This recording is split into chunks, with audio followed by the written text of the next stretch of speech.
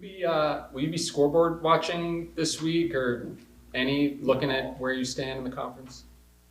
I mean, I will, but we're not really rooting for anybody. I can't do the math because I think there's so many different tiebreaker situations, and we're kind of in that muddled middle. So all we can worry about is going up there and winning. I think I know. If we win, then we could be anywhere from 6 to 8. I don't know if we can drop much lower than that. But if we don't, then it could be 7 to 11, something like that. Yeah. So, but I'm definitely going to watch the games tonight. Just got to have to do something. What's the importance of this week for you guys? I mean, you guys have played a ton of games in a pretty short period of time, then getting a full week before a rivalry game that has a lot of significance with seeding and NCAA tournament aspirations. Like, what's this week kind of mean for you guys? What's your approach? Well, we've rested a lot. So we played on Sunday and took Monday off. And then yesterday we just, each player came in and shot for 30 minutes, had an individual workout. We practiced today, and then we're going to take tomorrow off. So in essence, I got 3 days off this week. I think rest is so important, this time of year. And, it gives us 2 days, Friday and Saturday, to really focus on, Washington. And they, of course, still have a game. Theirs is tonight, correct? Yeah, I think they play tonight and then they travel home. And so they will have been on a long road trip. So, maybe that's an advantage for us. We'll see. But the way the last game went, right down to the wire, I know they're going to be, ready for bear, so to speak. It's what my dad used to always say. I never understood it, but and so we need to match that same kind of intensity because it's a big game for us. I told the team today, now every game here on out, you're playing for, potentially a seed line in the big tournament. Not just the Big Ten tournament, but the NCAA. Every win, it becomes really, really valuable. You also have, Katie from Seattle and Alexis played there, Ari played there, Trey played there. What's it just like for them kind of dealing with this week and a big game for you guys to win in terms of standings and all that, but also, returning to Seattle? I have a couple of buddies that want to come to the game. We're out of tickets. So I know that the Fisos, Trey and his family, and many others are going to be there. So I'm excited that we're going to have some Ducks up there. But I think it's, you have to speak to Katie over about her emotions, but what a big deal. I mean, she had such an amazing career, in Seattle. Everybody knows her. When she picked Oregon, I'm sure, there were a lot of people that didn't appreciate that, but she's got a chance to go up and do what she did for 4 years there, play great. And that's what we hope that she does. We hope she has one of those amazing games. Trey, being a Husky, he's learned a lesson, right? You can be loyal to your school, but you're always more loyal to the school that's paying you. We all have our allegiances, but he is an employee of Oregon. But I'm excited for those guys, and it's been a great last few years. We've kind of gone back and forth. We kind of had our way with the Huskies for 6 or 7 or 8 straight years, but it's kind of gone back and forth now. So we want to finish it strong. When you look back on that game against the Huskies 2 weeks ago, were there things you immediately, right after the game, you thought you could do better this week? Yeah, those 1-point wins, the 1-point losses, there's a lot you can think of. But, we weren't particularly great, and they weren't either. I thought we did a poor job of allowing Delia Daniels just a straight line drives to the basket. Sellers played a great game. I mean, she's a load. She's a really good player. But we allowed her to score way too many easy opportunities.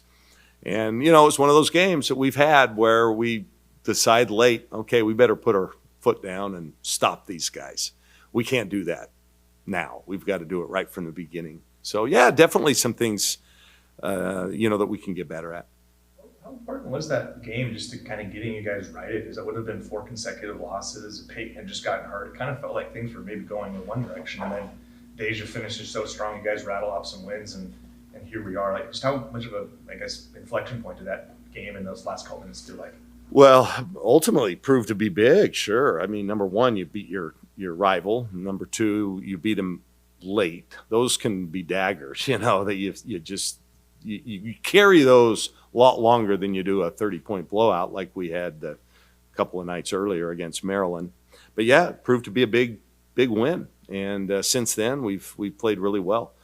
What are we, 3 out of 4, and with an overtime loss to an NCAA tournament team on the road. So we've actually played quite well.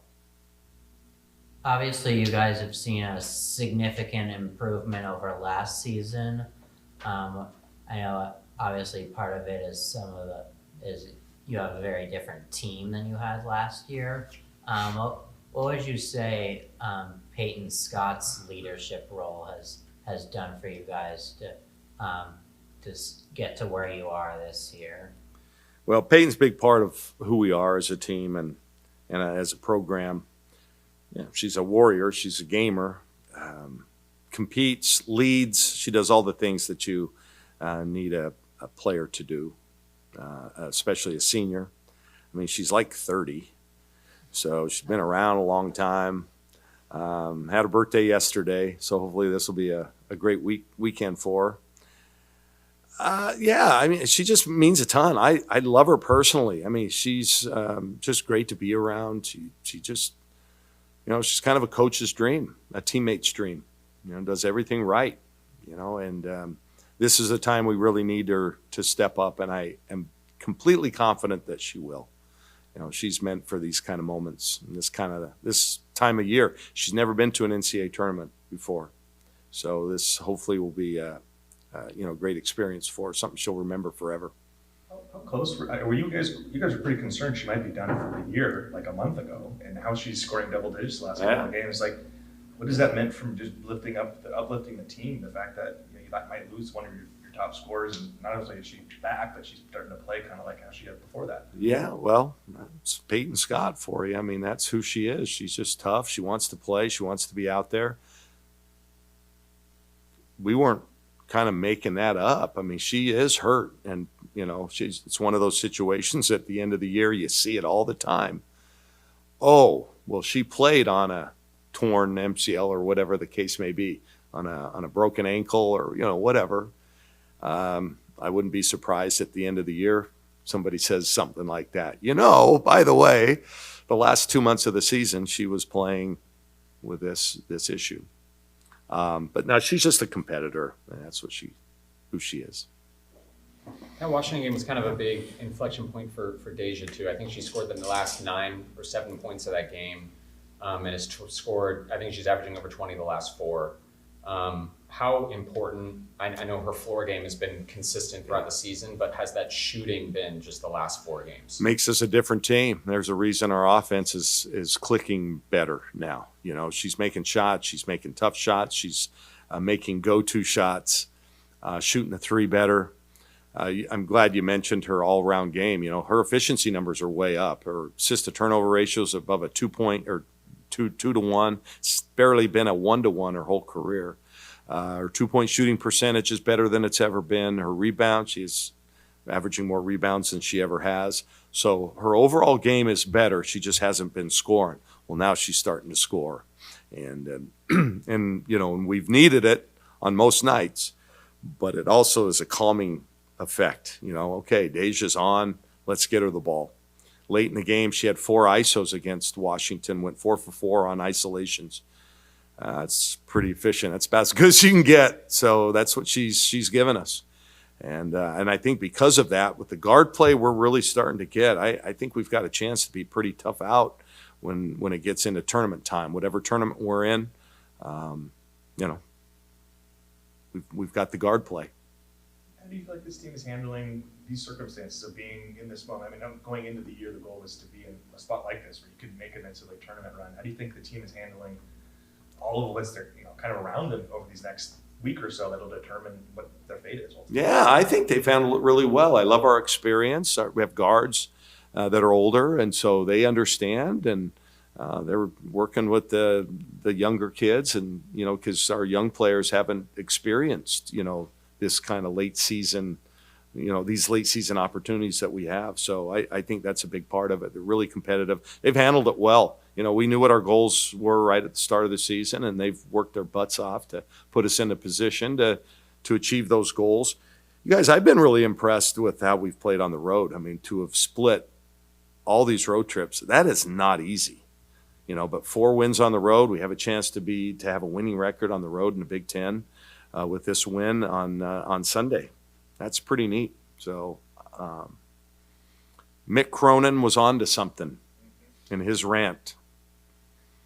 It's real.